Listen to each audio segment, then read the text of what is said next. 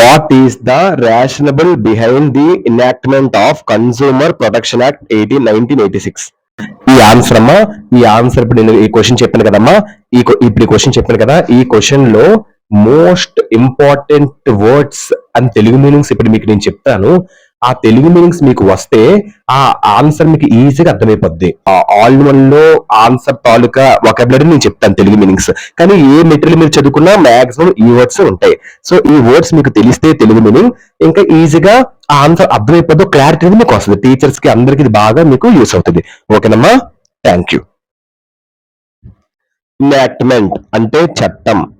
Consumer protection act అంటే వినియోగదారుల రక్షణ చట్టం.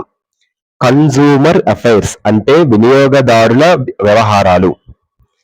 స్టేట్ గవర్నమెంట్ అంటే రాష్ట్ర ప్రభుత్వం. సేఫ్ గార్డ్ అంటే రక్షణ. ఇంట్రెస్ట్స్ ఆఫ్ కన్సూమర్ అంటే interest charge consumer credit accounts మీద, సచ్ పర్సనల్ లోన్స్. గ్రాంట్ మంజూరు చేయడం. రైట్ టు సీక్ రిడ్రెసల్ అంటే పరిహారం కోరే హక్కు, నష్టపరిహారం కోరే హక్కు. ట్రేడ్ ప్రాక్టీసెస్ అంటే వాణిజ్య పద్ధతులు.